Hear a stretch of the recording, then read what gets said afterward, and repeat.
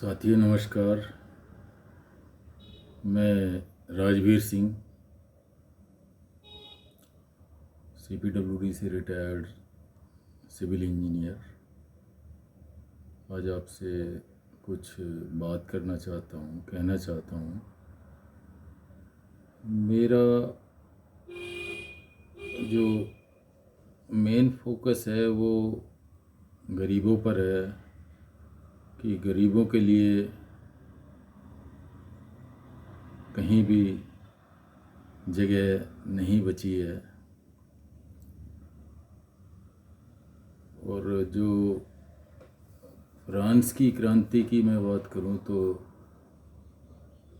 1789 में जो फ्रांस में क्रांति हुई थी, जिसमें गरीबों ने अपने हकों के लिए आवाज़ उठाई थी, तो उसमें राजा के अधिकारों के अत्याचारों के खिलाफ जो है आम जनता ने विद्रोह किया था। तो तब जो है एक मीटिंग की गई थी जिसमें राजा बैठा हुआ था और राजा के दाईं तरफ उसके दरबारी थे और उसके समर्थक थे, और बाईं तरफ जो है जनता थी और जनता के प्रतिनिधि थे।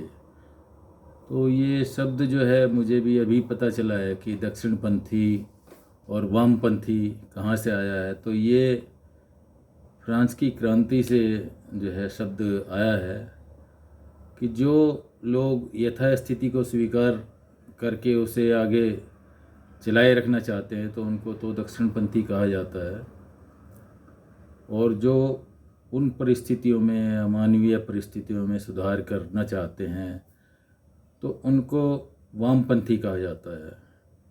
तो आजकल वामपंथी जो है एक तरह से गाली हो गई है, यानी कि अगर आप गरीबों की वकालत करते हो तो आपको वामपंथी कहा जाएगा, सेकुलर कहा जाएगा, और आपका मतलब सहायता करने के लिए कोई भी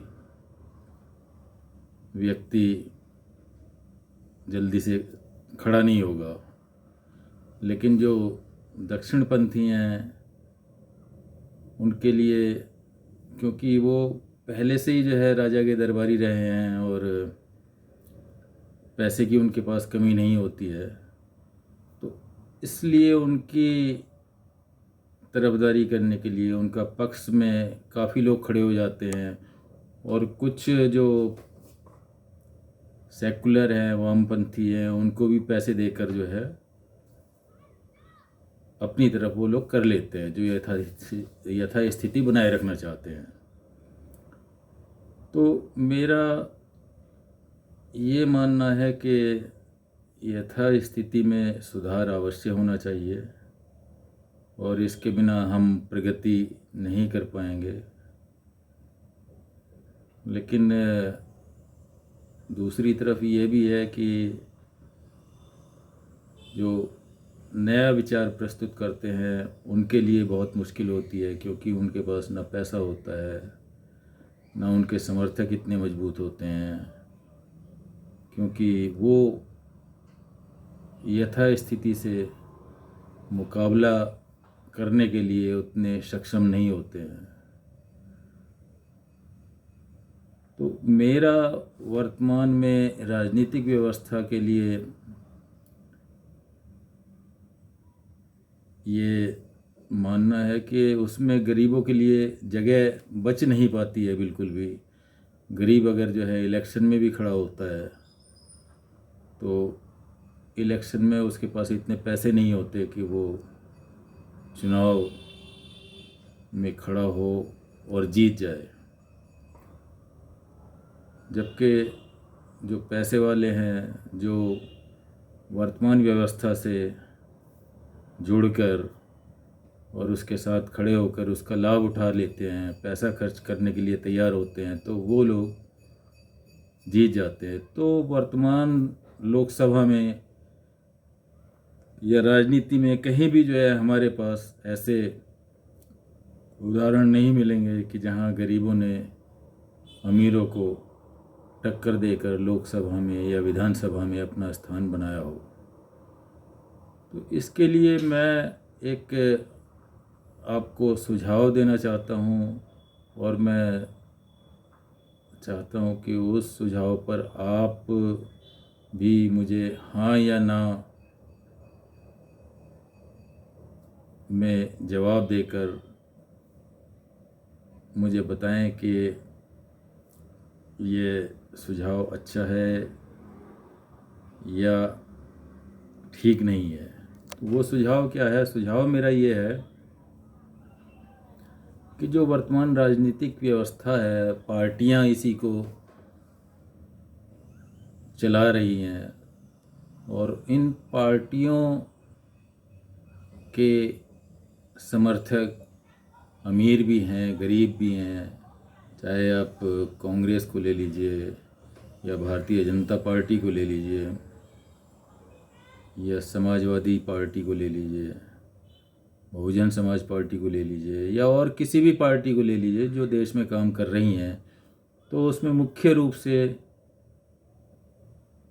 जो प्रतिनिधि हैं जिनको हम चुनते हैं वो पैसे वाले ही होते हैं, गरीब आदमी नहीं होता कोई भी। लेकिन गरीब आदमी इन पार्टियों का समर्थक भी है और उनका कार्यकर्ता भी है। तो मेरा सुझाव यह है कि जो राजनीतिक पार्टियां हैं, चुनाव में उन सभी के कार्यकर्ताओं को मौका देना चाहिए चुनाव लड़ने का, ताकि जनता डिसाइड कर सके, निर्णय दे सके, वोट दे सके, वोट के माध्यम से बता सके कि हमारी इच्छा क्या है। जनता की इच्छा ही सर्वोपरि होनी चाहिए, और वो इसी माध्यम से हम पता कर सकते हैं चुनाव के द्वारा।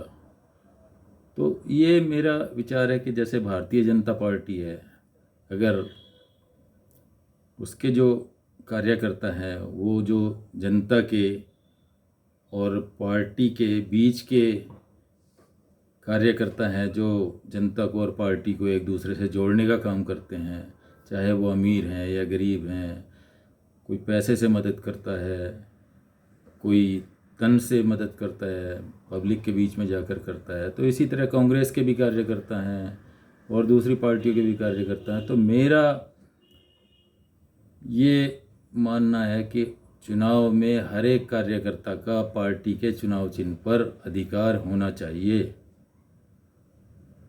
ताकि उसको उसके किए का फल मिल सके। जो जनता में जिस कार्यकर्ता ने जितना काम किया है, उस काम की उसको फल या मजदूरी तभी मिलेगी जब उसको जनता का वोट मिलेगा, वो चुनाव में खड़ा हो पाएगा। उसके आगे की व्यवस्था है वो सब लोग जो है, जो चुनाव के द्वारा जो है वोट पाएंगे, आगे की व्यवस्था जो है वो अपने आप बनाएंगे कि आगे उन्हें क्या करना है, किस तरह करना है। तो इससे, इस व्यवस्था से मेरा विचार है कि अमीर को भी उसके लायक स्थान मिलेगा, गरीब को भी उसके लायक स्थान मिलेगा।